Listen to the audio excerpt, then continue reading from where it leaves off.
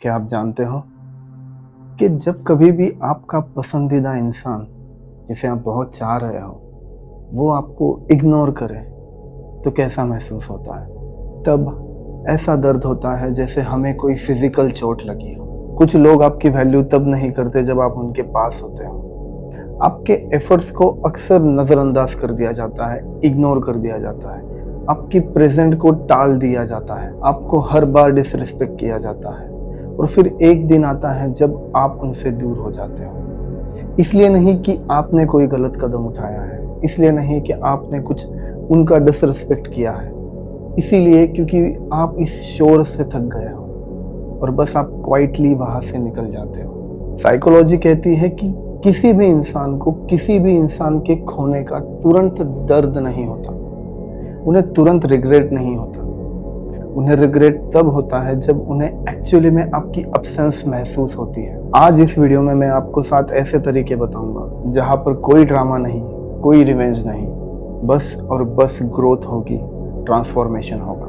अगर ये 7 चीजें आपने कर ली तो आपको किसी को अटेंशन देने की जरूरत नहीं पड़ेगी। सामने वाले को अपने आप ही रिग्रेट होना स्टार्ट हो जाएगा कि मैंने इसे क्यों छोड़ा, मैं इससे दूर क्यों हुई, काश मैं इसके साथ आज भी वही होती। अगर आपको भी खुद को ट्रांसफॉर्म करना है सारी दुनिया को भूल कर, तो इस वीडियो को अंत तक देखिए और 7वां पॉइंट जरूरत से देखिए, क्योंकि वो पॉइंट आपकी लाइफ बदल देगा। First, stop explaining yourself. Psychology कहती है कि जब कभी भी आप खुद को सही साबित करने के लिए लंबे चौड़े एक्सप्लेनेशन देते हो तब लोग आपको एक्चुअली कमजोर समझते हैं, आपकी बातों को नजरअंदाज करते हैं। इसीलिए पहला मूव सिंपल है, स्टॉप एक्सप्लेनिंग। साइकोलॉजी क्लियर कहती है कि आप जितना ज्यादा खुद को एक्सप्लेन करोगे उतना ज्यादा सामने वाले को महसूस होता है कि आपको वैलिडेशन की जरूरत है।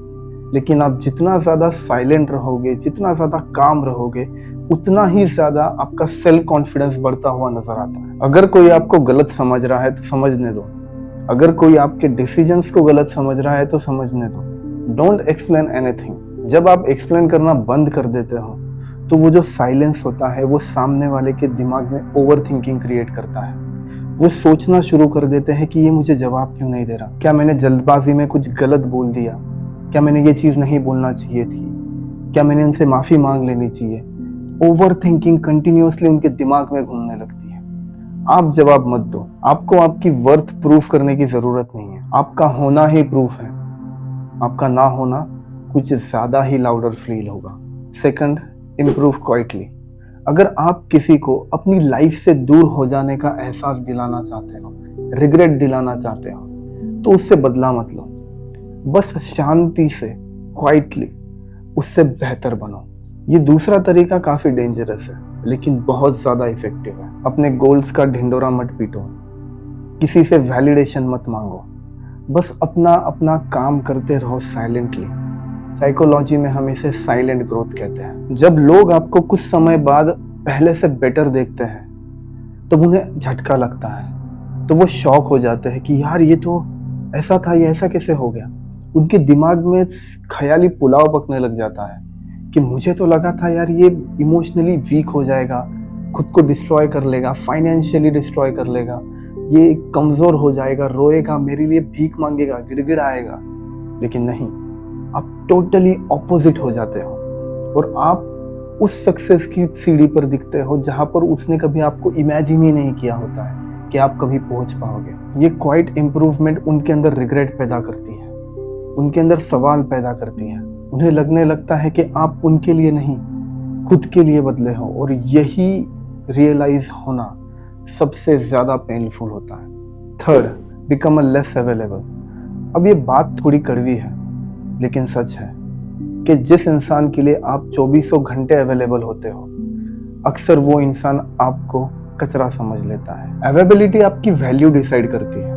आप जितना ज्यादा अवेलेबल रहोगे लोगों को लगेगा कि इसकी तो कुछ वैल्यू नहीं है, इसे तो कोई काम नहीं है, ये तो वेला है, और आपको हमेशा लोग फॉर ग्रांटेड लेते रहेंगे। जब आप उनकी लाइफ से दूर चले जाते हो और इजीली एक्सेसिबल नहीं होते, no calls, no replies, no emotional support, no being there for 24/7, तब उन्हें एक्चुअल में एहसास होता है कि मैंने क्या खोया है। डिस्टेंस लोगों को आईना दिखाता है, उनके अंदर का रिफ्लेक्शन दिखाता है, और वही रिफ्लेक्शन उन्हें रिग्रेट तक लेकर जाता है। आप उनसे दूर उन्हें पनिश करने के लिए नहीं हुए कि मैं इसे नीचा दिखाऊंगा या इसे पनिश करूंगा, नहीं। आप उनसे दूर अपनी ग्रोथ के लिए हुए हो, अपने सेल्फ वर्थ के लिए हुए हो, अपनी पीस ऑफ माइंड को प्रोटेक्ट करने के लिए हुए हो, और इसी साइलेंस में उन्हें आखिरकार आपकी एक्चुअल वैल्यू पता चलती है। फोर्थ है master your emotions. Nothing scares people more than the calm energy. जब सामने वाला आपको रुलाना चाहे और आप मुस्कुरा दो तो खेल वही खत्म हो जाता है। इस दुनिया में लोग सबसे ज्यादा इस काम एनर्जी से डरते हैं। जब आपको रिग्रेट फील नहीं होता, जब आप आर्ग्यू नहीं करते, जब आप किसी के सामने गिड़गिड़ाते नहीं हो, बस शांत रहते हो, फोकस्ड रहते हो। साइकोलॉजी कहती है कि इमोशनल रिएक्शन सामने वाले की पावर 2 गुना 4 गुना बढ़ा देती है। लेकिन अगर आप इमोशनल रिएक्शन ना दो तो सामने वाले की पावर घट जाती है और आपका सेल्फ कंट्रोल हाई हो जाता है और आपकी पावर वापस आ जाती है। जब वो गुस्से की उम्मीद करे आप काम रहो, जब वो ड्रामा की उम्मीद करे आप काम रहो, जब वो कमजोरी एक्सपेक्ट करे तब आप स्टेबिलिटी दिखाओ।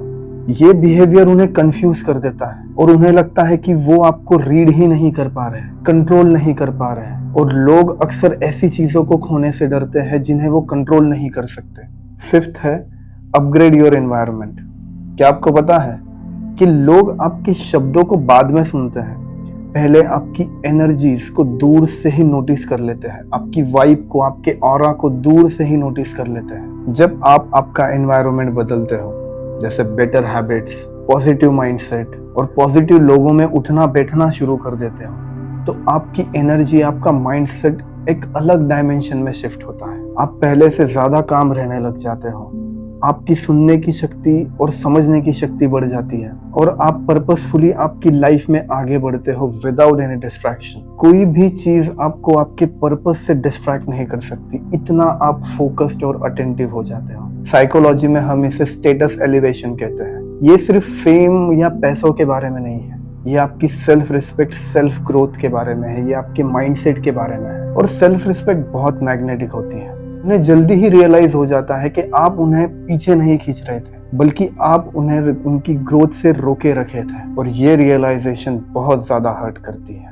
सिक्स्थ पॉइंट है कंसिस्टेंसी। मोटिवेशन तो कमजोर से कमजोर इंसान को भी 2 दिन के लिए शेर बना देता है, लेकिन कंसिस्टेंसी एक ऐसी चीज है जो कमजोर से कमजोर आदमी को इतना पावरफुल बना देती है कि उसके सामने पावरफुल से पावरफुल इंसान भी झुक जाता है। कंसिस्टेंसी एक डोमिनेंस है।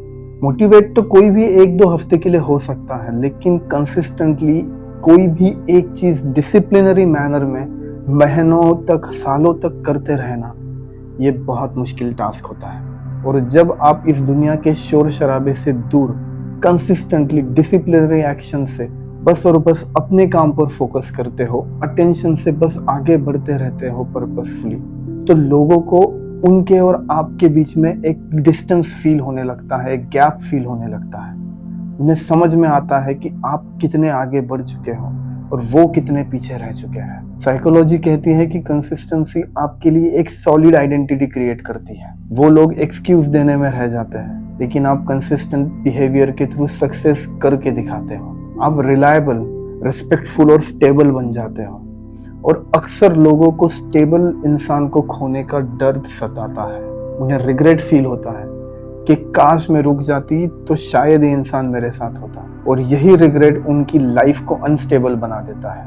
7th और लास्ट पॉइंट है बी हैप्पी विदाउट देम। अगर आपको लगता है कि किसी को ब्लॉक करके, किसी की डिसरिस्पेक्ट करके आपका बदला पूरा हो जाएगा, तो आप कहीं तो गलत हो। सबसे खतरनाक और डेंजरस बदला वो होता है जब आप उनके बिना खुश रहना शुरू हो जाते हो। ये लास्ट और सबसे स्ट्रॉन्गेस्ट मूव है। Be genuinely happy without them. Fake happiness नहीं, यहाँ पर हमें रियल पीस, रियल हैप्पीनेस और रियल माइंडसेट चाहिए।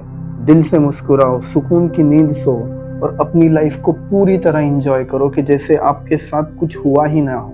सामने वाले इंसान के अंदर इससे बड़ा रिग्रेट हो ही नहीं सकता। जो उन्होंने सोचा था कि मुझे खोने के बाद ये इंसान मर जाएगा, टूट जाएगा, बिखर जाएगा, रो रो कर मेरे सामने गिड़गिड़ाएगा, लेकिन अगले ही दिन उन्हें दिख रहा है कि ये इंसान तो मेरे बगैर खुश है, पीस में है, और ये उन्हें हर्ट दिन ब दिन और ज़्यादा करता रहेगा। साइकोलॉजी कहती है कि ये चीज़ सामने वाले के मन में एक रिग्रेट क्रिएट करता है, सामने वाले के ईगो को पूरी तरह से डिस्ट्रॉय कर देती है।